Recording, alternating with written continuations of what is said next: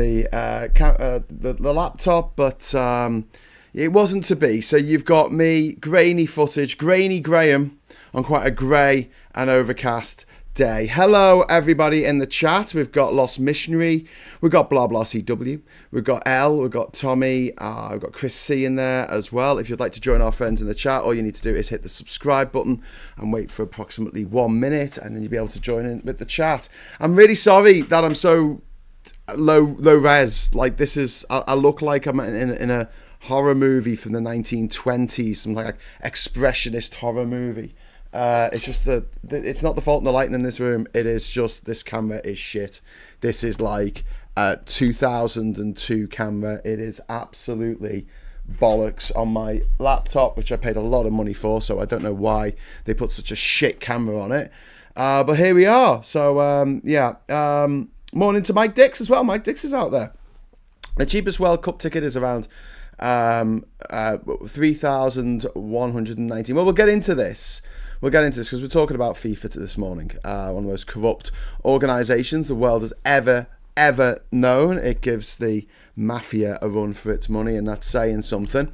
And today we're going to be talking about the cost of going to the World Cup final. Not the World Cup. You can get a cheaper ticket for the World Cup, but it's still, I say cheaper, but it's not saying much to say cheaper. It's still horrifically expensive.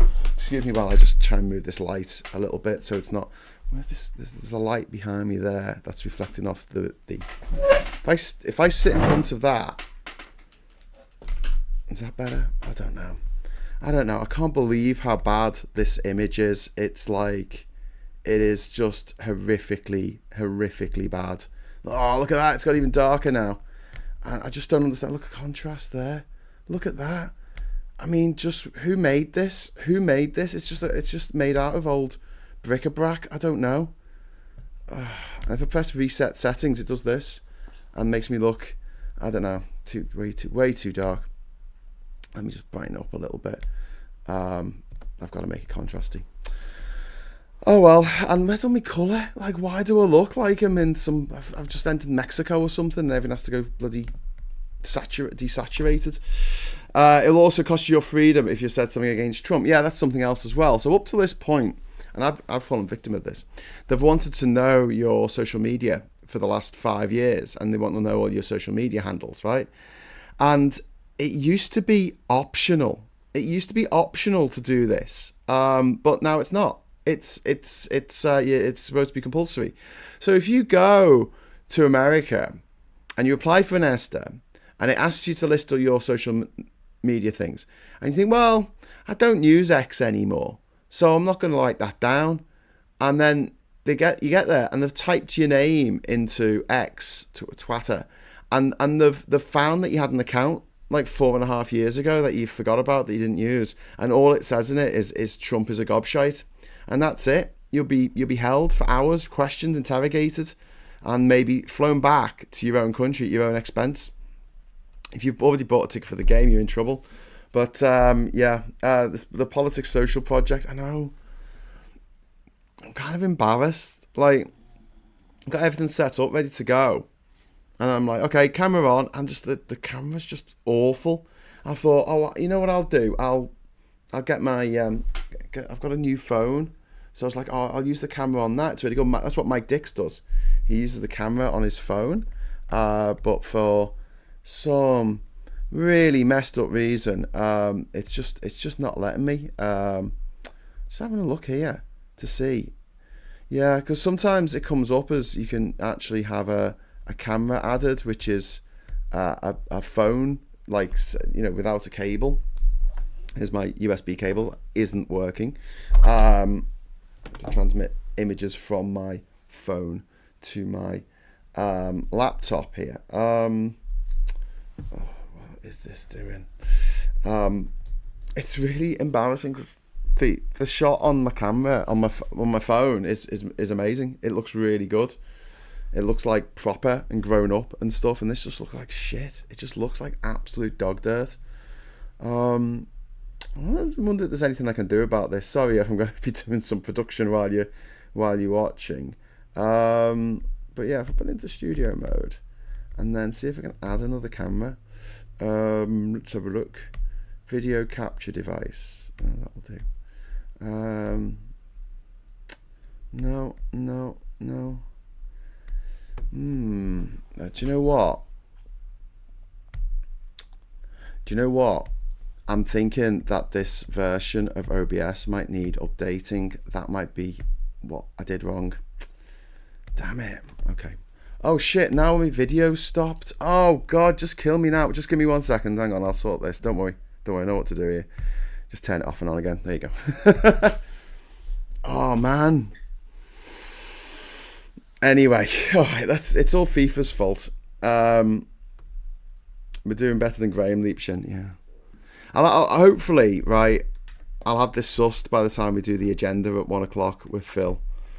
It's just very frustrating when you think you've got everything ready, everything set up, and obviously I'm in Liverpool. I'm not in my normal setup, and it's all plugged in, it's all plumbed in, all the cables. You got your headphones and your microphone. That's working, I think. And you got your Cat 7 cable to the internet. You got your lights set up on a tripod, and then you press go, and it just. I'm looking at the picture on my camera, and it looks amazing. On my phone, sorry, and it looks amazing. I should have just done this on my phone. Just done the whole thing on my phone. So we got a better process than this damn thing. Paul says, "Stop worrying about it. It's fine." Yeah, but you know when you're talking to someone and they've got something on their face, and all the time they're talking, you just want to say, "Can you just get that? You got a bit of tomato ketchup on your face," and you're not really listening to what they're saying because you're too busy fretting over the fact they've got tomato ketchup on their face. Maybe this is just an ADHD thing, I don't know, but when things are set up the way I want them to be set up, and I'm turning my phone off now because it looks like it's mocking me. look at what you could have. Look at the image quality, 4K, beautiful. Anyway, okay, let's talk about FIFA. So as was noted by Chris C, I think cheapest ticket for the World Cup 2026 World Cup at the MetLife Stadium in New York is £3,119. £3,119. For a lot of footy fans, that's a quarter of what they earn in a year. And that's in this country. What if the final is, I don't know, Ghana versus Iran? What are people going to do? What are people going to do? They don't have that kind of money. For a mid-tier final ticket, right? So this isn't even the cheapest ticket. This isn't even the most expensive ticket, the 3,000 one. For just a mid-tier final ticket. So I'm guessing that you can actually see the ball. You don't have to watch the whole game for a pair of binoculars from the back row. It's £4,162. For a top tier final ticket, it is a staggering £6,615.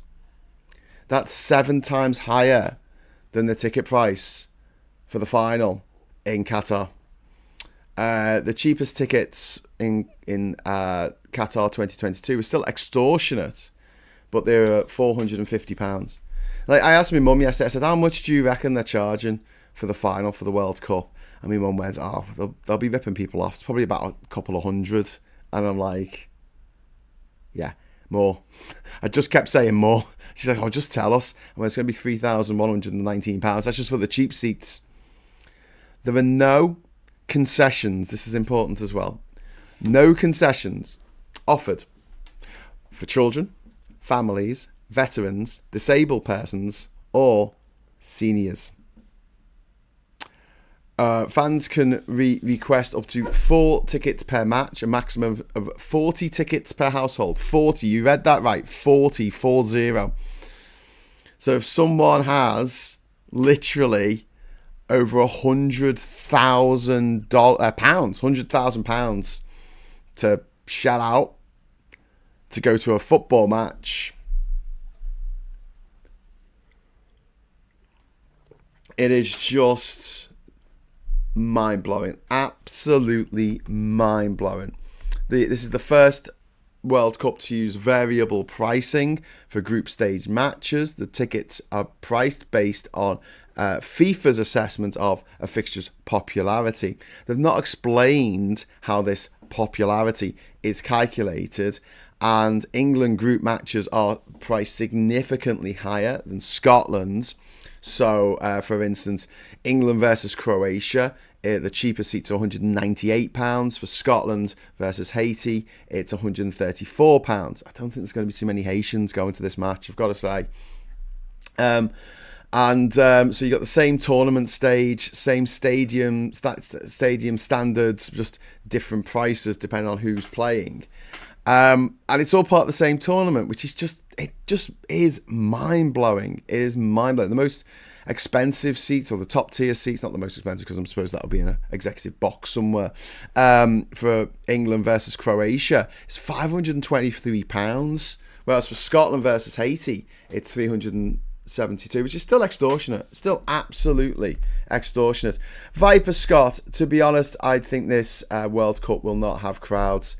Yeah, mate, I've got to say, I agree with you. I really do agree with you. This is... do you know what? And there's a part of me, and I hate this because I like football and I don't want it to be shit. But FIFA have made it shit. Trump's made it shit.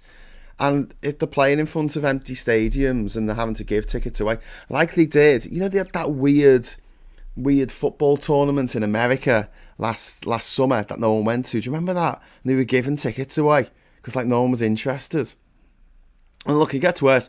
So we've got the England versus Croatia game, which is that caps out at £523 for just a normal standard ticket, right? But close to the pitch, I guess. For the quarterfinals, the top price is £1,073. For the semi-finals, the top price is £2,363. And the cost to attend all matches from the group stage to the final, if you're following your team, for the lowest tier, it's £5,225. For the highest tier, it is £12,357. Can you believe that? Can you believe that in your wildest dreams? How much money is that? That is an eye-watering sum of money. That's more than most people on this planet earn in a year. In a year.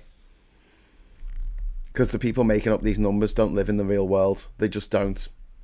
And they might sell them. They might sell these tickets. I don't know. This might be some kind of genius plot to get all the billionaires in the world all together in one place. In one place. I did say something's going to happen during Trump's presidency that's going to make him incredibly popular. They're going to wait till he gets incredibly unpopular, the first 8 months of George W. Bush's presidency. He wasn't very popular because he just spent half his time playing golf. Sound familiar?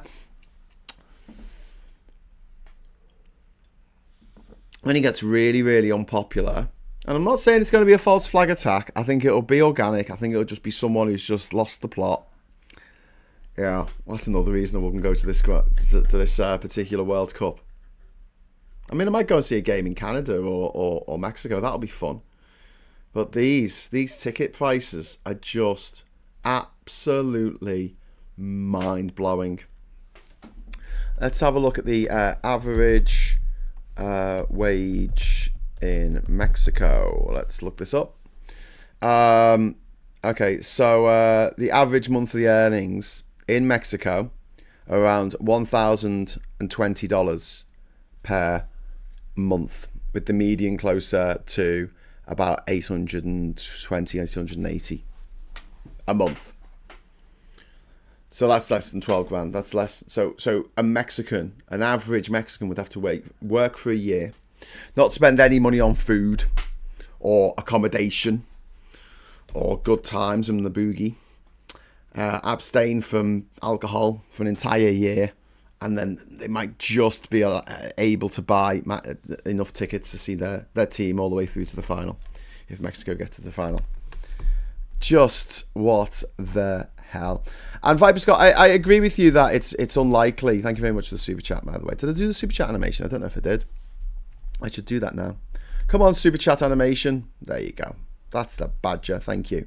I'll set a goal. The goal is, right, I'm gonna give it an hour. because, you know, you're here, I'm here, everything's good. Oh, that's interesting. Oh, that's very interesting. I don't think this is the reason why this isn't working properly, but my camera's not working properly, but I've got a VPN on and it thinks I'm in, it thinks I'm in Costa Rica.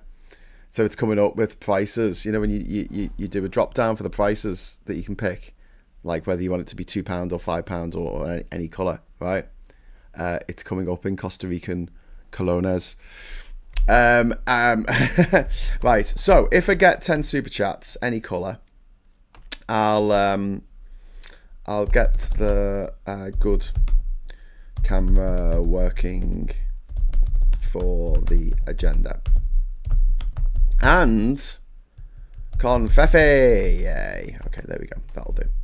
Let's see if we can get some confetti. So like, if we get the super chat in, I will get the good camera working. I will spend the time between the end of this show and the next show. I will not sleep, I will not eat, I will not drink. I will just 100% focus on getting this bloody thing working one way or another. Blame Canada. Blame Costa Rica. Andy says, well, just ask the AI. So a trip to Toronto for the entire World Cup. It's staying 39 nights. Arrive for the first day, leave after the final. Low flight plus normal hotel is £5,704. Jesus.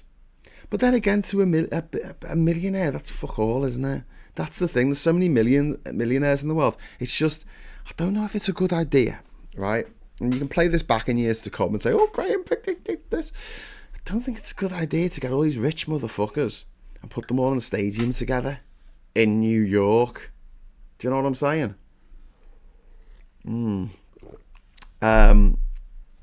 Liverpool in Costa Rica now. Well, there is a Liverpool in Costa Rica. There is a place called Liverpool. It's a Del Monte plantation, where the man from Del Monte comes and says yes. I always wanted to do a comedy sketch where the man from Del Monte said no. Like, you got all these people working in the fields, you know, growing the peaches and the watermelons and whatever else he fucking sells. And he takes a bite. And everyone's like standing there, like waiting. And they're like, you know, ready to release the helicopters. And he goes, no. And everyone looks at each other, everyone in the crowd, oh fuck, and then they all start getting massacred like the Squid Games. And they're like, ah, and then the helicopters come up and they just start launching napalm all over everything, and it's like, the man from Del Monte says no. It's like a horror movie. Come on, stay with me here, come on. Towards the confetti. Oh, thank you so much, Sarah. That's very, very generous of you. Thank you. And also Martin Harrow has also thrown £2 in for a new cameraman. Yeah, we need a new cameraman. This does look like, thank you very much to Martin for that. This does look like it's do you remember like the Game Boy printer? It looks like I'm animated on a Game Boy printer. It's so low res. It's like proper grainy. Proper shite. To make Diz happy for the confetti. Oh, thank you so much, Viper Scott. That is very, very kind of you. The man from Del Monte was wearing white. Are you his mirror universe twin? Yeah, I'm the man from Del Monte who says no. He said no. It would only work for people who remembered that advert from the 80s. Do you know what I mean? But for those who do and remember the helicopters coming out, you'd be like, yeah, okay, I'll give them that. As someone who hates football, I would be happy for them to cancel it all. Plus, anyone posting on here will get detained by their ICE Gestapo. Yeah. But I mean, I don't think there's going to be too many people on here who are planning to go over there, because I don't think it's our bag. And I do like football. I do enjoy the round ball. Do you know what I mean? It's not an anathema to me. But I enjoy the rugby. I enjoy the Australian rules football. I've enjoyed the ice hockey. You know, I've been to all these. I've been to the cricket. You know, I've watched the England cricket team. I've watched Australia. I've watched Sri Lanka live in real life. I've been to fucking Wimbledon. I like sports. I'm a casual fan. I'm not like, you know, mad into it or whatever. I feel the same way about science. I'm not like, it doesn't obsess me in the same way it does others. And it's not my raison d'etre. But it's a terrible French accent, I know. But I'm still taking a passing interest. But FIFA's got political, and this is why I'm talking about it, because they gave Trump a fucking peace prize last weekend. I mean, come on. Saz, thank you very much for the £2 super chat. That's very kind of you. Oh, everyone's being very kind this morning. But yeah, Mexican average wage is, let me just check. Fuck all. So yeah, only around 4,000 tickets per match are going to be allocated via official national supporters groups. It's just going to be full of tech pros. The lowest category, lowest price category 4 tickets are not available to the National Supporters Association. And category 4 tickets are reserved for general sale. So there's no.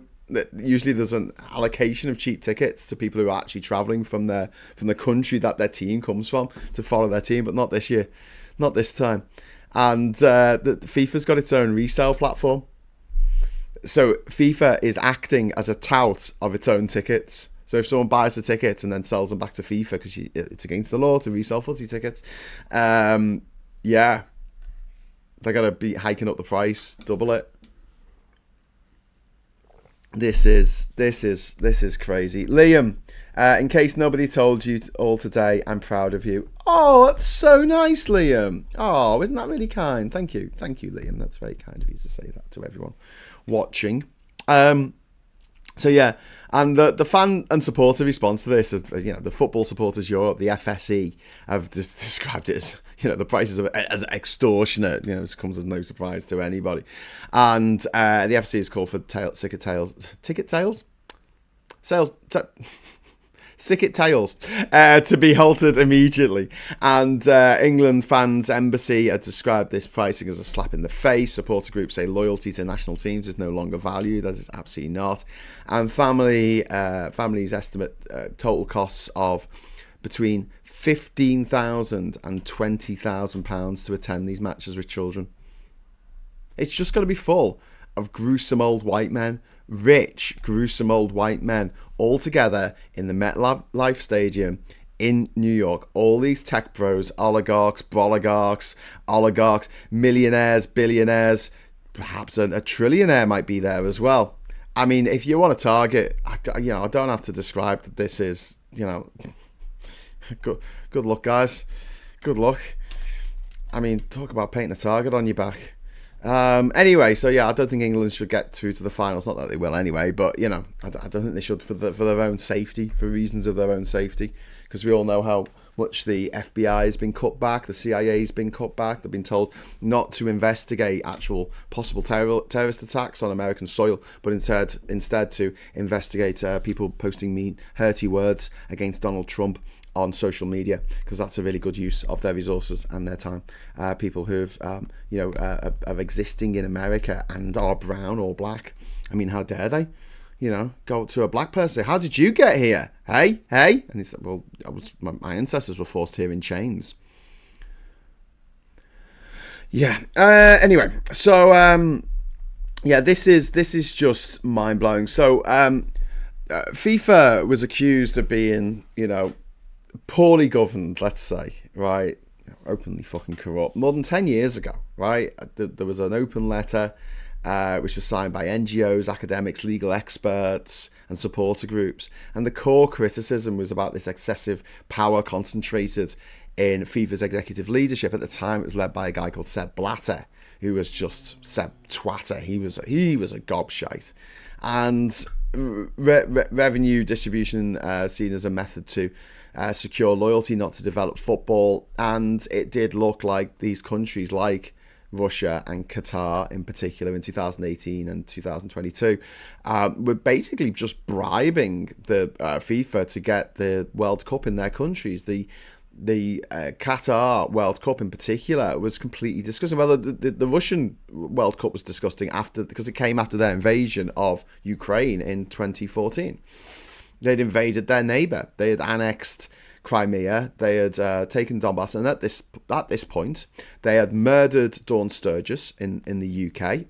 They had also murdered over nearly 300 people on the MH17 Malaysian air flight, which was going over Ukraine and was shot out the sky with a Russian rocket. And yet they still got to have the FIFA World Cup in their country. And then in 2022, we had Qatar, and that was a fucking disgrace. They built, eight or nine purpose-built stadiums in the desert, and the people building them were basically slave labor. 6,000 people died. 6,000 people died building those pyramids. Sorry, did I say pyramids in the desert? I meant stadiums. I think more people died building those stadiums than died building the pyramids in Egypt.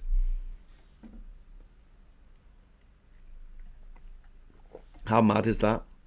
For every 3 minutes of time played of football, regular time in the World Cup in 2022, someone died. That's what they should have done. Every 3 minutes, they should just come out and brought some poor guy from Kerala in India or Dhaka in Bangladesh or Islamabad in Pakistan, brought them out to the centre line and just shot them in the back of the head. Like they used to do, the Taliban used to do in Afghanistan. That's what they should have done. Just so people could see the amount of blood being spilt in the desert to build those fucking concrete stadiums. And concrete, a big contributor to climate change. Not only does it look ugly and fall apart and it's shit and lazy and fucking shit and fucking lazy, and it doesn't last. Nothing built of concrete lasts. Even the people go, oh, but what about that building in fucking Rome, the Parthenon or whatever the fuck it's called? I'm like, yeah, they have to fucking restore it, mate. It's fucking falling apart because it's made of fucking solidified fucking powder. It's made of solidified powder. That's all it is. It's artificial fucking sandstone, I guess. Shite. Except it's got metal bits in that get rusty and expand. Well, ours does, anyway. So we've got... FIFA have not been showering themselves in glory by any stretch of the imagination for a long time now, and the governance model has been described for a long time now as structurally unfit to run world football, and I completely agree. I think it should be taken off them. I mean, it's a Swiss organisation. Fuck the Swiss. What have they ever done? Have they ever won the World Cup? Have they? Did they come up with the rules for association football? Did they? No. Britain came up with the rules, and I say Britain, not England. Britain came up with the rules for association football. The first international match ever played on this planet was between England and Scotland. I'm sorry, but if they want to change the rules of football, introduce VAR or change the offside rule or whatever, it's not up to FIFA. FIFA don't get to choose that. That's the England Football Board. No, sorry, the football. It's called the, what's it called? The thing Football Board. It's not the England Football Board. I think it's just called the Board of Football or something. Do you know who's on the Board of Football? There's five seats. 5 seats on the Board of Football. I believe. There's a seat for the England Football Association. There's a seat for the Welsh Football Association, the Scottish Football Association, the Northern Ireland Football Association, and FIFA. They get 1 seat, they get 4 votes. So the rules of football that are played in football matches all over the world, if you are part of a FIFA organisation, you're part of, UEFA or whatever, is it AFP over in, I don't know. The rules that are set pretty much by, an Englishman, a Scotsman, and a Welshman. And that sounds like the setup for a joke. Perhaps it should be. But yeah, this peace prize, giving out a peace prize to Donald Trump. So cringe. And Trump puts the medal on himself like a child who's just got a participation fucking medal for the 3-legged race. So they came last and they felt bad for them because he burst into tears. This was awarded during the World Cup draw last week, and FIFA statutes require political neutrality, and they're giving a fucking trophy and a medal to a president, a particularly political president. The human rights group Fair Square have actually filed a complaint with FIFA's ethics committee, but good luck with that. They just mark their own homework, don't they? And Infantino has publicly praised Trump's leadership and policies because, all the billionaires fucking love each other, don't they? Making all this money for themselves. It's the International Football Association Board. Thank you. And FIFA have allowed more countries to compete in the finals purely monetary gain, says Sid. Yeah, it's going to be mad. It's 48 teams now. 48. It's gone up from 36 to 48. And do you know what? For the first World Cup in a while, it actually features a country I've never been to. Because it's not a country, it's a territory. It's a member of the Netherlands Antilles. It's Curacao. Curacao qualified. This tiny little country in the Caribbean.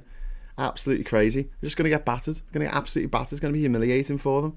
Like, what are you doing? Why are you letting Revolver play in the Speedball 2 World Cup? Like, what are you doing? They're going to get battered. Just by the way, when you're playing Speedball, right?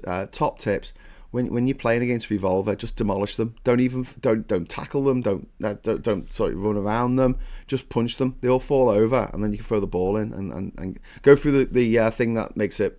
You get twice as many points. I once got over 999 points on a game with Revolver, and you know what? It resets back to 0. So don't do that.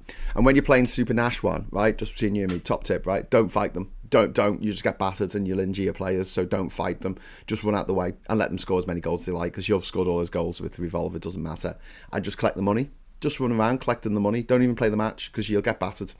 And that's how you win. That's how you win the Speedball 2 league.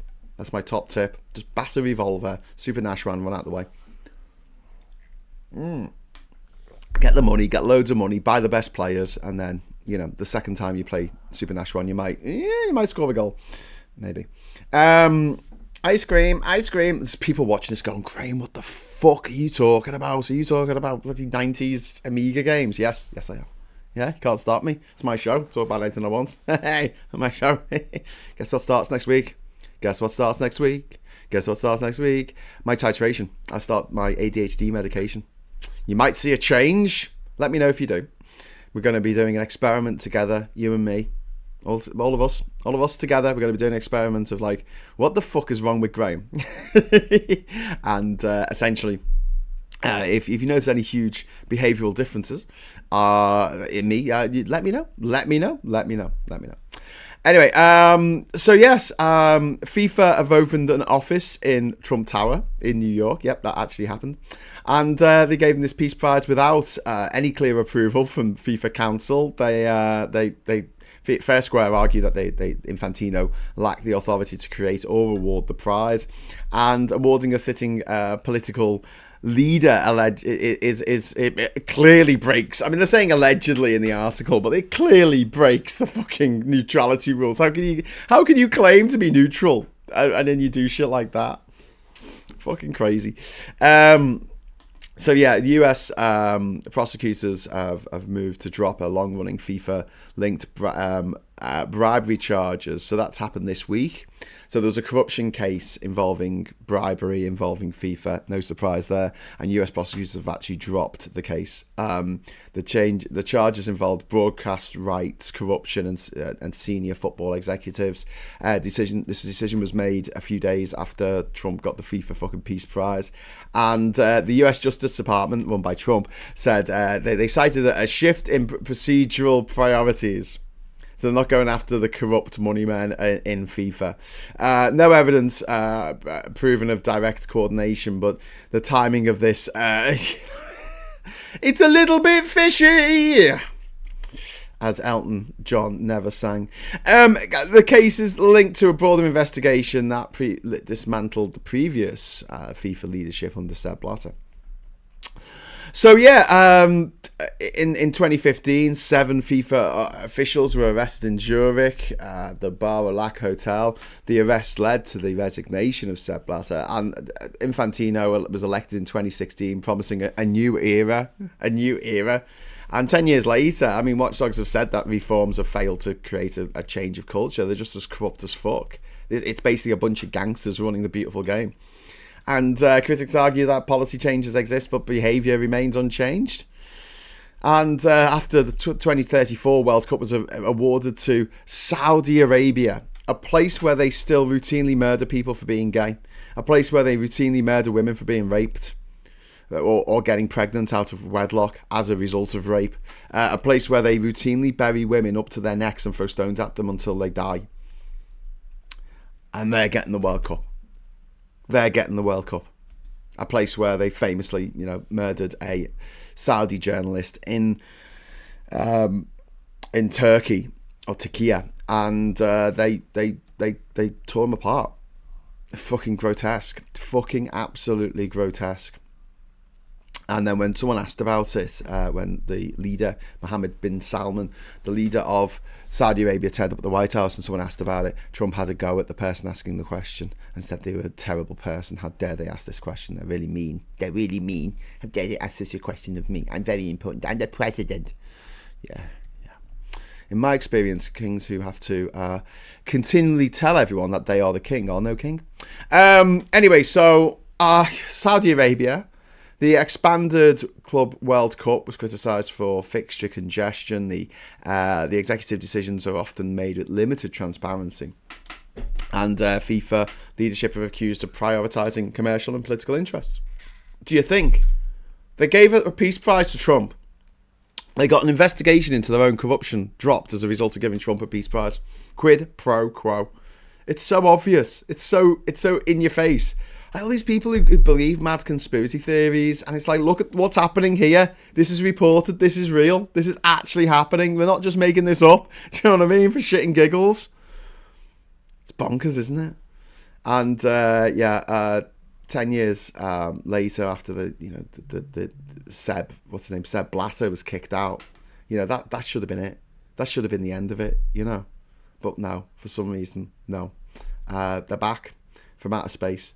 Fuck FIFA and Trump, says Daylight. Yeah, couldn't agree more. So yeah, but who's affected by this? If you're not into football, maybe you think you're not affected by it, but you are. This isn't just about ordinary supporters not being able to go to the matches. This is about the lack of transparency in governance for this really, really rich organisation that sets a precedent for other big rich organisations. Like FIFA want to pretend that they're, the good guys in all this. What about the people who don't want to pretend that they're the good guys? What about the people who own companies like Neuralink, which is driving people to suicide, allegedly? Or you have a space rocket organisation called, I don't know, something like SpaceX or something, and the rockets keep blowing up, or maybe you've got like some Starlight satellites or something. We call them Starlight, I don't know, maybe they're named after the girl in the boys, they keep turning them off when the Ukrainians need to use them and helping Russia using these satellites. Maybe if you had like a car company that just made this car that kills any pedestrian, it hits at like 5 miles an hour and just rusts and falls apart on your path, and they don't do anything about it. Maybe it's got a problem with the accelerator pedal sticking down, and they've got these like robo-taxis that just keep killing people. And maybe if you were a person who owned all these different, maybe you had like this massive, I don't know, social media platform where everyone just went on and was really racist and sexist and transphobic and horrible all the fucking time, and it drove the deterioration of mental health for millions of people around the world. Maybe if you owned all those companies and no one was expecting you to do the right thing, I wonder what you'd do.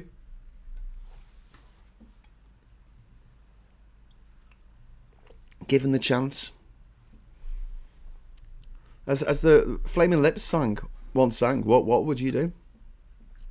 Well, do you know what Elon Musk did? He gave HIV to babies in Mozambique. Not him personally, but he ensured that the US aid that should have been going to Mozambique to stop women who were giving birth from passing on their HIV infection to their newborn baby, they ensured that those procedures, that medication, what was needed to be done, wasn't done. And now there are thousands of dead babies in Mozambique who have died of HIV. Elon Musk did that. The owner of Twitter did that.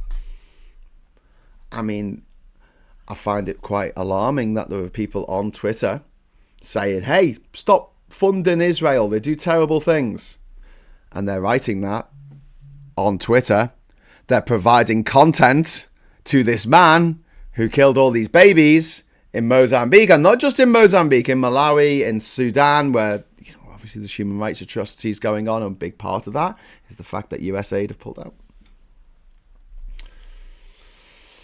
Ms. Paula Thomas, thank you very much for the £2 super chat. FIFA stinks more than a fish processing factory. Yes, it does. One of the most disgusting things, thank you very much, Paula, for the super chat. One of the most disgusting things about what happened with USAID is it was instantaneous. Not only did they throw away millions of pounds, as in the weight of food, right, which is perfectly, stuff that could be eaten. They just stopped. They just closed down the offices, the money, the food thing, and medication, right? Vaccinations, anti-malarials, retrovirals, right? All this stuff just shuttered. They was just locked up. Medicine goes off after a while. There was a big outcry. I think it was 2010 maybe, when there was a boat taken, hijacked, and it was full of supplies. It was hijacked off the coast of Somalia or Indian Ocean, and it was filled with supplies for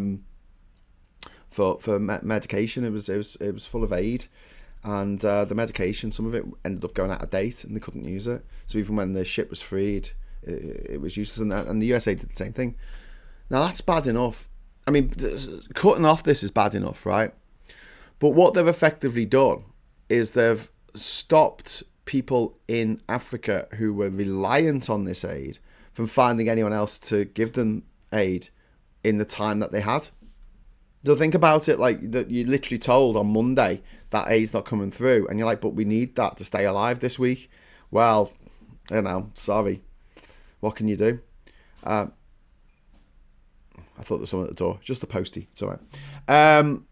What's the chance that gambling adverts go through the roof next year? Gambling, the house always wins. Yes. Not a big fan of gambling myself. I don't think it should be illegal, but I think it should be heavily regulated and taxed up the kazoo. Tommy says, I think WWE ain't far from FIFA. Worked with the Saudis. Linda McMahon is in the Senate. Vince McMahon has been accused of some serious crimes. Yes, because he's absolute vermin. But that's all been dropped, hasn't it? Because Trump is leader now. But yeah, WWE. It's just, it's panto for rednecks. Someone's going to go, oh, right, you leave. Right. It's a soap opera for men. That's what WWE is. It's a soap opera for men. Because most soap operas, it's women. Majority of the people watching it. Not all women watch soap operas. Not all men don't watch soap operas. But generally speaking, you make a soap opera, you'll target it towards women more than you'll target it towards men. And there are women who watch WWE, but generally speaking, it's like a cross between panto and soap operas, but for men. Which is cool, it's fine. I don't mind the concepts. If you enjoy that, then, go with God. That's cool, whatever. But seriously, it's not first of all, it's not a serious sport. And secondly, the corruption involved in this. And also, the lack of support for wrestlers once they're not a wrestler anymore. The lack of support is horrific. That's why so many wrestlers die in their 50s. Linda McMahon is in the cabinet, even bloody worse, Tommy. Yeah. Soap operas exists because it's work to stand at a window, twitching a curtain. Well, also, Andy, I mean, any cultural touchstone, so it can be, in the old days, it would have been books, wouldn't it? But nowadays, it's TV, film, music, and it allows people who don't know each other to have a connection in a way that they wouldn't have otherwise. So, for instance, we used to live in villages, didn't we? I mean, it was all serfs and aristocrats, and that's the world they want to go back to. They're doing quite a good job of doing that with the support of the middle class that doesn't want to exist anymore for some reason. because they all think that they're going to end up being the aristocrats. They're not. Most of them are going to end up being the serfs, or their children are, or their grandchildren are. But that's a story for another day. But you'd know each other. People didn't have surnames. It wasn't until after the Black Death that people started having surnames. The only reason people started having surnames is because so many people died in the Black Death in the 14th century that people moved. They went for another village, and so they needed a surname for people. Up till then, it was just you knew who that was. You knew who their dad was. You knew who the granddad was, and the grandmother. So for a long time, you had these communities where everyone knew each other. So you could turn up and you could say, "Oh, did you hear about Linda? Oh yeah, that was awful. What happened to her? I feel really sorry for Linda because she was having a nice time, and then she wasn't having a nice time. Like someone, I don't know, climbed up a tree and shat on her picnic or something." Okay, so you can have that conversation, can't you, over the water cooler in your village hall, whatever. Right. But nowadays, we've become so atomized that, and we live in cities where you've got this kind of layer of anonymity, and people don't know each other. So if you went up to someone in the street and said, "Oh, my brother did this daft thing the other day," they'll be like, "I don't know you, brother. I don't know that person you're talking about. I've got no idea what you're talking about." But if you say, "Oh, Deirdre Barlow did XYZ on the show last night. Did you see it?" Or Thingy Mabobajig on Love Island, or The Traitors, or Big Brother, or whatever, did this thing. Did you see that? Did you see them do that thing? And then the other person knows who they're talking about. And they can go, yeah, I know that person who did that thing. And we can talk about that now because I know that person that did that thing. And that's what these stories are very good at doing, like giving that sort of social lubrication to conversations, because there's always going to be some cross interest, whether it is music or TV or film that you've recently watched. We go, "Oh, let's watch that film. It's really good. Begonia, brilliant. One battle after another, fucking fantastic. Weapons, Sinners, oh, a lot of good movies came out this year, I've got to say, and we moan incessantly about sequels and prequels and equals and resets and franchise bollocks, but there were a lot of original movies that came out this year. Or they might have been based on a book, but still pretty cool. Viper says, "Graham, your camera got better there. Well, on my end, did it? Well, thank you very much for giving me the super chat. I think it's because a bit more light is coming through the window. It was so dark this morning. We've got like absolutely mad clouds here in Liverpool. It does look proper overcast. I've got to go back to Durham now. I'm sorry I didn't do a show last night, by the way. Sorry I didn't do a show. But I was here with me mum and dad. Me and my mum just got a Chinese takeaway and just fucking vegged out in front of the TV, eating Chinese food. It was great. Sorry. I know that's not an excuse for not doing a show, and I think Wayne was up for doing a swear jar, but we'll just have to put a pin in that. Maybe we'll do it, I don't know, over the weekend or something. We'll move it. Rosebud says, "Gotta go have my ADHD course." Ooh, you have a course on how to be ADHD. That's pretty cool.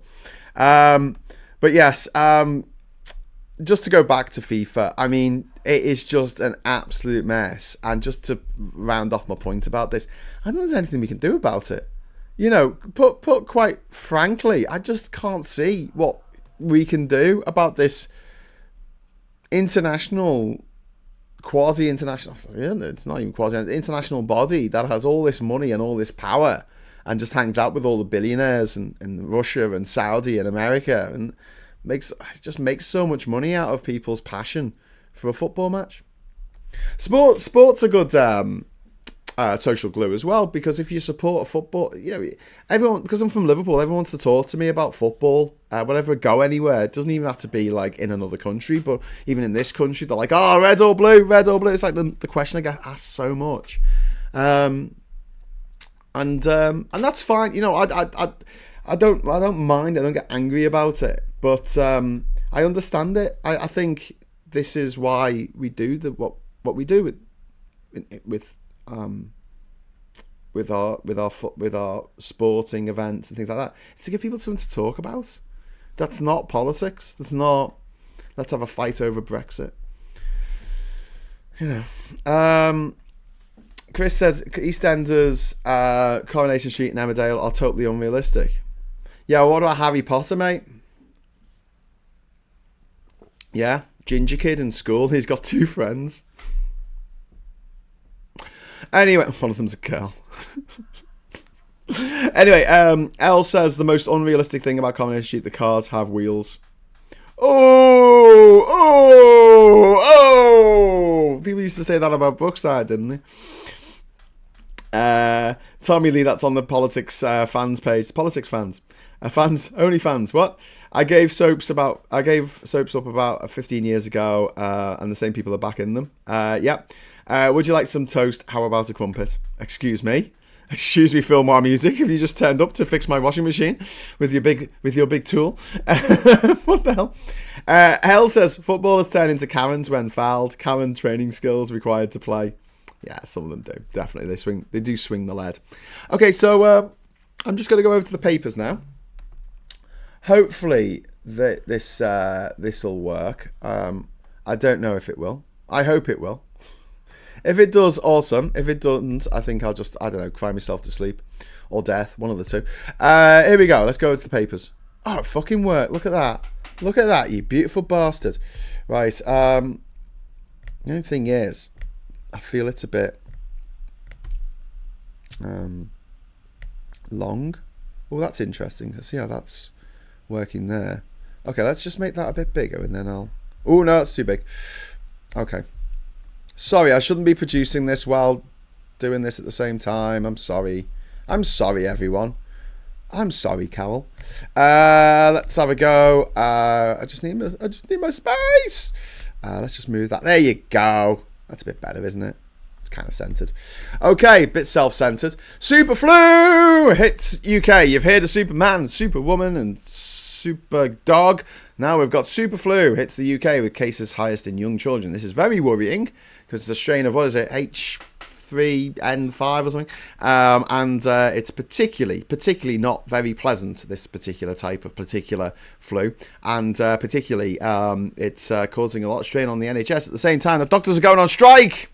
Hence the Times headline there, streeting strikes may force NHS to collapse. They may indeed. In fact, let me just see if I can... There we go. Oh, no, that's way too big. Thought I was being clever there, but I wasn't. I was just being a bit silly. Hey, Harry Potter is just a black mold being jealous of going to private school. Well, yeah, it is a private school fantasy, Harry Potter. But then again, you know, ever since the days of Tom Brown's school days, we've been kind of obsessed with these fucking institutions, these see you next Tuesday farms. Did anyone have the misfortune of seeing subscribe. You should all subscribe to the channel. Did anyone have the misfortune of seeing the girl from Titanic, you know, Kate Winslet, being interviewed by the BBC, moaning about the fact that her kids are dismissed as nepo babies? Hey Kate, come here. You're a nepo baby, and your babies are nepo babies. Okay, good. Glad we got that sorted. All right, okay, we'll go back to the papers now. Streeting saying strikes may force NHS to collapse, which is, I don't know. I think people are a little bit sick of hearing this every winter. Of like, the NHS is on its knees, it's about to collapse. And we're like, okay, shit, that's bad. And then 2 weeks later, it's like, okay, the NHS didn't collapse. And we're like, okay, so maybe it will collapse under the strain of all these people catching flu. But it didn't collapse under the strain of COVID. So the government's got the power to give it more money if it needs to in an emergency situation, which it seems to be at the moment. Elle says masks on. Yeah, good idea. Hornet Gamer, brother asked me to tone down what I say about Trump in case he needs to travel to the US in the next 3 years. I went in a markedly different direction about the Tangerine terrorists. Yeah. What's up said to me, mate? Like, you know, if you need to block me on Facebook so the authorities can't see what I've written, do it. But the problem is, if I put a comment on, I don't normally comment on other people's stuff, but like if I put a comment and it's like Trump's a twat, even if they block me, the comment stays there unless they individually delete that comment. And over 5 years, there's going to be a lot of comments because Trump is a twat. He's the worst twat. And when the big beautiful day comes, I'm going to party like it's 1999. True story. So yeah, move on. Graham Linehan at the top of the Telegraph here. My trans critics are cowards.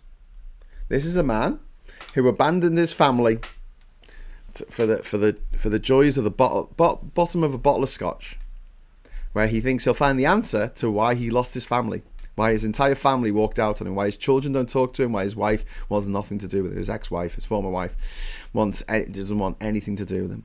It's because he's brave, you see. It's because he's so brave. Look at the brave little man being so brave. Oh, yeah. Tell you what, Graham, why don't you, right, wear a t-shirt with that cartoon of Muhammad from that Danish newspaper, right? Come wear that. Go to Saudi Arabia wearing that on a t-shirt. Go on. That would be brave. Go on. Twat. Britain must not rely on US for defence, which is... yeah, I guess. I mean, yeah. Minister says NATO must increase its lethality as NATO chief tells alliance to prepare for war. We've also got children worst hit as superflu surges, and Miliband isolated as EU prepares to abandon petrol car ban. Petrol car ban. Carbon. Ed Miliband has been left isolated after over his net zero policies after the European Union dropped a flagship pledge to ban rules of these new sales of these new petrol cars. Yeah, but Telegraph, hello, Telegraph, are you having a moment? Are you, Telegraph? We're not in the EU anymore. We're not in. You moaned about it and said we had to leave because Charles Moore and your privately educated twat burgers that write for you are like, oh, we should get out the EU because then I can make even more money. Look how much more money the rich have made since we left the EU. They've made fucking loads. Meanwhile, have you made loads? No, you haven't. And if you have, I mean, I'm amazed because everyone I know is really struggling right now because of Brexit and because how it fucked absolutely everything for everyone in this country, unless you're fucking dead rich.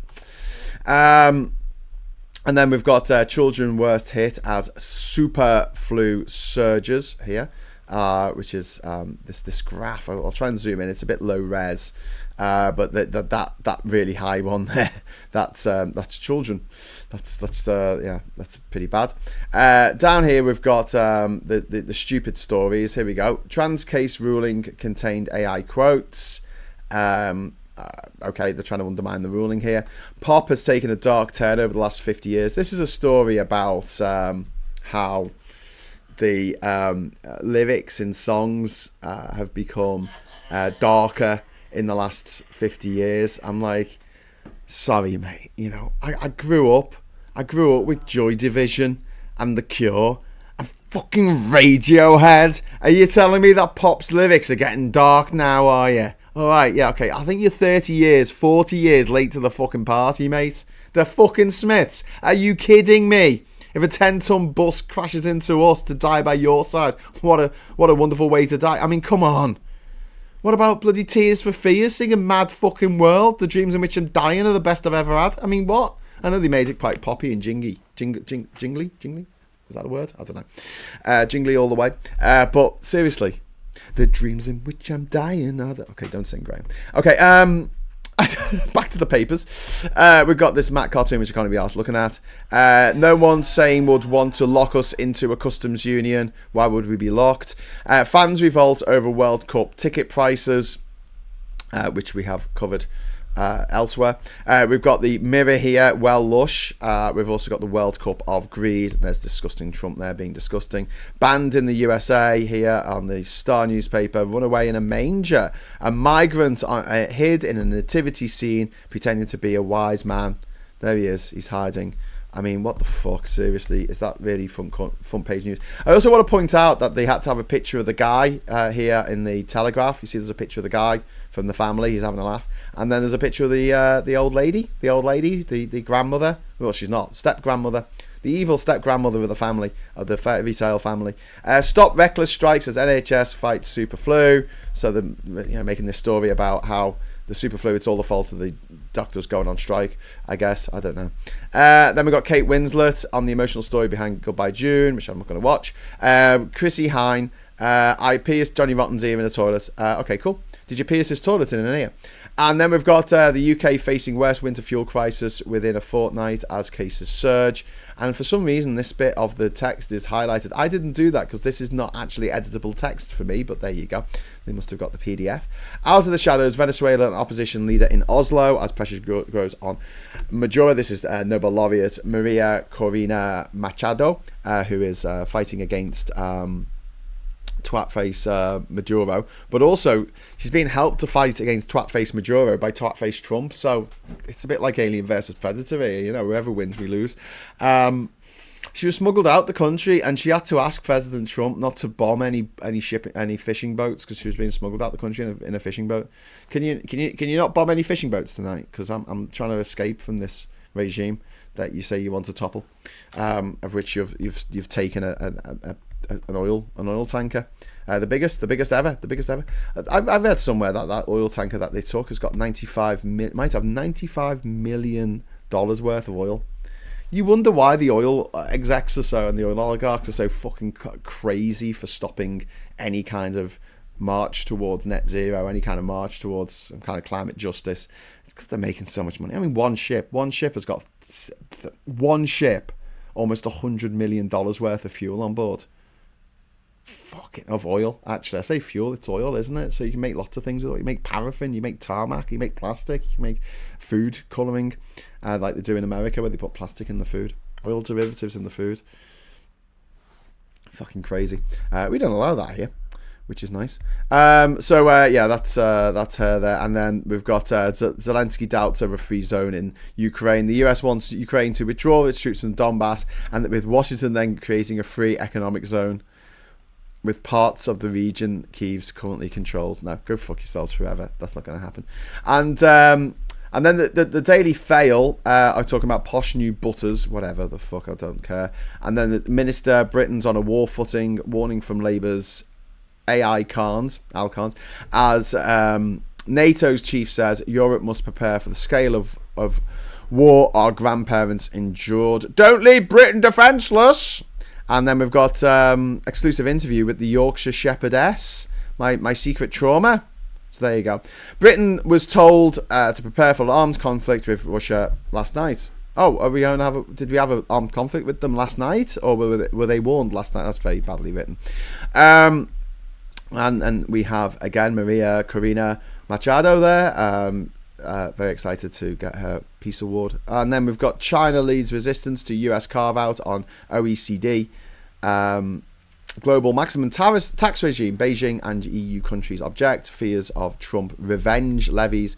Deal closer to breaking down. All of which is not great. By the way, if we want confetti, you've only got 13 minutes left to throw some money at the confetti fund, and then we will have confetti. And also a much better picture in a few hours when I do the agenda with Phil Morehouse.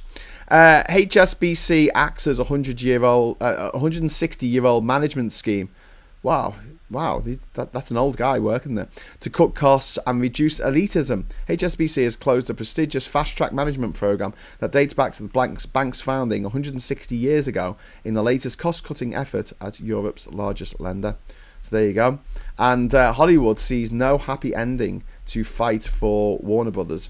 For many in Hollywood, the battle for the control of Warner Brothers Discovery boils down to two unappealing options. Netflix, which has angered the industry for refusing to release films widely in cinemas, most notably Wake Up Dead Man, which is released today. It's today. You can watch it now on Netflix. It's very good. Please watch it. But also don't watch it because we don't want to encourage Netflix to do this kind of shit. It was given a limited release.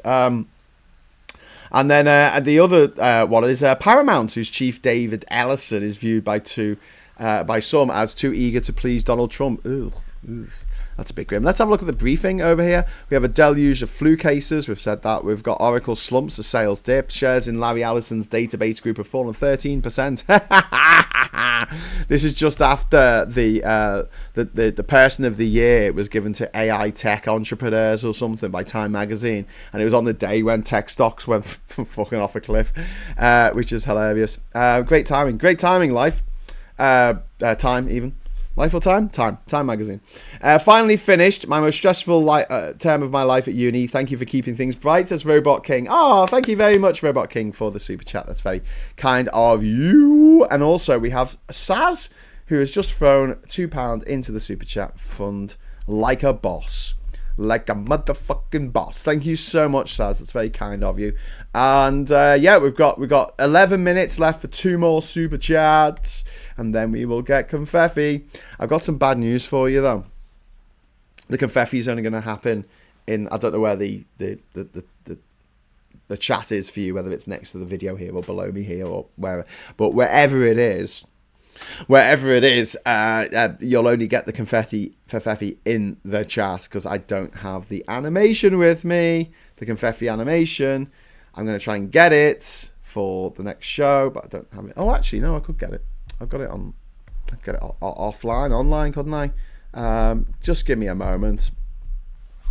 Just give me a moment. Oh, what is even happening here? Resloy, thank you so much for the £1 super chat. That is very, very, very, very kind of you. Thank you. Yes, we only need one more now and we get confetti. But give it a second, because otherwise I won't have the confetti. Let me have a look. Projects, exports. Here we go. Come on. We're going to do this. Crime, emergency trust. Hey. Right, come on. What are you doing? Right, download. Brilliant. Okay, MP4. So I'm downloading the confetti animation. Oh, brilliant. Okay, I'm ready. Almost. Let me just put this in. There we go. And then, brilliant. Okay, so, this might be a bit exciting because it's got to cover the whole screen when it happens. So I'm quite excited about this one. We'll see how it looks. It might end up looking crap, but I'll try my best. Who else is in there? The one thing I'd want a VR headset for War Thunder, and I ain't paying that for one bloody game. Yeah, VR headsets, nonsense. I just make you feel seasick, apparently. Does anyone remember the Virtual Boy? I do. Banks resist asset plan. Go cardless snapped up. China hit with 50% tariffs. Walt Disney drawn by AI. The Walt Disney see what they've done there, because the company's been drawn into AI. They're going to invest $1 billion in OpenAI as part of a deal that allowed the artificial intelligence startup to use Pixel and Marvel characters in its products, which is all a bit grim. But thank you very much for the super chat to George only, which means that we have unlocked the confetti. I don't know if it's going to work, but there we go. It's confetti! Yeah, confetti! It's too big. It's too big for the screen. That's quite cool. That was almost cool. What I should do, right? If I go into properties, I'm going to try and do. Oh, not properties. Filters. Go into filters, and then if I do a what could I do? A color key, maybe color key, and then make the color key black. So we'll just do a custom color, right? And then we'll pick black. Will this work? Will this work if I do this? I don't know. Pick screen color. There we go. Let's pick that color. No, that's not the color I want. Do that one. Okay, right. Okay, okie dokie. Right. So now if I do confetti, what happens? No, it looks really weird. It's like a weird thing going on there. I'll have to play with that before me and Phil talk in a bit. But I will make it look good. I'll make it look good, I promise. So have we finished on the papers? Have we finished? Did I get interrupted there nearly at the end? I did. There's a couple more here. Pakistan jails ex-spice chief and Fed jumps into treasuries. The Federal Reserve is to launch a $40 billion short-term bond buying program just weeks after it stopped shrinking its balance sheet following repeated bouts of money market strain. So I don't know what that means. Oh, we didn't get a super chat. I don't know what that means, but there you go. Paint it black, Graham. Yes. I need to do that. Did you see what I said? I'm bored of confetti. I'm bored. Why would you be bored of confetti? Confetti's the best. We all love confetti. We all love the confetti. It's all good. It's all good, my friend. Do not fret. Do not fret. And if you're gonna do a colour key, I think you've got to just knock up the similarity to there, and the smoothness. Knock that up, and then the opacity. And how does this all work? I don't know. Does that work? I don't know. Let's try it again. Let's try it again. Okay. I've knocked up the. I've just. Yeah. Confetti. Oh, it's quite light, that, isn't it? It's quite light. It's quite light confetti. Does actually look like confetti there, doesn't it? Actually, confetti. Okay, so there you go. You got it 3 times. It's all good, but someone's bored of it. George, was it? George. Sorry, George is bored of confetti. Bored George. Mr. Tiss says, I get 6 free view tickets a year from Lloyd's Bank and make good use of them. Yeah, six good films a year. Best films this year, by a mile, by an absolute country mile. No, what's it called? One battle after another. Wake Up Dead Man. The Begonia, Weapons, and Sinners. If you've not seen any of those, or if you've only seen one of them, please make a beeline to your local television set or your local bay of Corsairs and get a copy of it. Nick says, a good step for sure, although it's big inconvenience compared with just sitting down in your own living room. 4K projectors can easily create 100 to 150 inch images. Yeah, that's true. That is true. George says, although actually I was joking. You better have me, George. You better have. I'm joking. I'm joking too. I need to download a phone vacuum cleaner app to clean all of the confetti off my phone screen now. Very good. It gets in all the little bits. It gets the church where I was a choir boy. We used to sing at weddings, and they had a no confetti rule because it was just too hard to clean up, especially if it was raining. It just sticks to the ground, and then if it was raining, if the ground was wet, then you need to scrub it off the ground to get it up. Nick says, not everyone has the money or the space for a home cinema. Let's keep our cinemas for those who still want that experience. Not that a home cinema is a patch on the big cinemas, in my humble opinion. Yeah, I agree. Nick, sorry. I agree. I love going to the cinema, and I would like to be a member of a cinema club and every Thursday go to the cinema club and have a beer and watch a movie with friends. I think that's what I'd like to see happen in the future, but I don't know. I always wanted to take over the old Futurist here in Liverpool, but they knocked it down, the bastards. But it had a beautiful balcony. It used to have a beautiful staircase going up. That was ripped out by someone's. It was Dino's uncle, wasn't it? Back in the 80s. He's got it in his house now. And I wanted to have. It's got a lovely balcony, and what you can do is you can put a glass curtain in front of the balcony. You have a bar up there with tables, and then you have ports. Just plug headphones in, and you can listen to the film, watch it through the glass curtain. And then you can also go down into the actual room where you're watching the film, and the glass curtain's soundproof, so people can make noise in the bar if they want to, but it doesn't affect the people down there. And so you have that kind of social experience where you can sit around with your mates, on couches watching with a few beers, watching a film. That's what I'd like. I think that'd be great. And have a rolling program, and have someone come out and talk about film before the film comes on. Give a little presentation, 5 minutes presentation before each film to say this is why you should watch this film. It's fucking boss. And we could do that now because we've got. I mean, back in the day, it was all optical prints. It'd be too difficult. I know that you got film societies and universities that manage to get hold of this stuff, but it is a bit of a ball ache to say the least. But having somewhere where you can just have a digital film. Although I believe that the way that they distribute digital films is mad as well. They have like a special hard drive that only works with a particular type of film, and to make one of these hard drives costs like $70,000 or something stupid. When you could just put it on a fucking thumb drive, like no one cares. We need to buy Graham a robot vacuum cleaner. Ooh, what, one of those Rubars? Is it called a Rubar? Is it? Something like that. The only cinema I'll go to is the Walton Cinema, oldest cinema in the city. They still have intervals. Yes, yeah. There's a campaign to keep it open at the moment, isn't there? The Walton Cinema. The Walton Cinema is awesome. There's a cinema up in Crosby. That's awesome as well. I think that's closed down now. There's the one on Alton Road, which is now a gym, I think. That's sad to see that go. I remember that. The ABC is still there. No one's doing anything with it. The ABC on Lime Street. We could do something with that. Come on, Martin. Let's take over the ABC on and we'll turn it into a cinema club. It'll be awesome. Rolling programme. Introductions to each films. Intervals. Bar. Come on, it'd be ace. And subtitles on every film. That's what our USP is going to be. Subtitles on every motherfucking film. So that me and my gorgeous partner can go and see every film that we want to go and see. That's what I think we should do.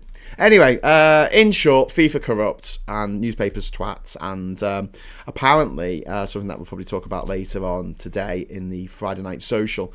Wes Streeting is now having cold feet about this puberty blockers trial because of the newspapers yesterday saying that they're equating it to chemical castration, which it's not. Unbelievable. Unfucking-leavable. But there you go. Only small. Where I live, the cinema was originally a theatre, then a cinema, then a library, and now back to the cinema with a bar and balcony in it. Yeah, that's what you want. You want a bar. You want a bar at the back of the balcony, and you go up there and you can get a drink and sit in a nice, comfy chair. Just get a load of Chesterfields. There's just some second-hand couches. Just put them out there. The toilets in my cinema are a sight to behold, says Wesley. Okay. And Andy says, technically the Xenomorph Queen is a Disney princess. That is true. That is absolutely true, because Aliens is now part of the Disney canon. Disney princess. Well, she wouldn't be a Disney princess, would she? She'd be an evil queen. Like Snow White's mom, I guess. Was she a queen? I don't know. She was evil. Evil stepmother. Imagine Ripley going down to rescue Newt and she sees the alien queen. So, oh, it's my mother-in-law. Oh, it's my stepmom. Oh, God, we've got into Les Dawson fucking territory now, haven't we? Oh, take my wife. Take it. No, she's awful. No, just take her, please. Take her away. Okay, so I'm going to piss off now. I'll be back at 1 o'clock with Phil to have a row about, I don't know, something. And then at 9:30, I'll be back I'll be back in Durham for the evening for the Friday Night Social. So please join us for one of those two things if you can, or both of them if you're so inclined and able. But before I go, I would like to say, please give us a like, and if you're not subscribed, and like I keep saying, half the people watching this are not subscribed, so please subscribe to the channel. If you're not watching it live, just subscribe, please subscribe. And until we meet again, I'll just say thank you so much for watching, and hello, good evening, welcome, and goodbye.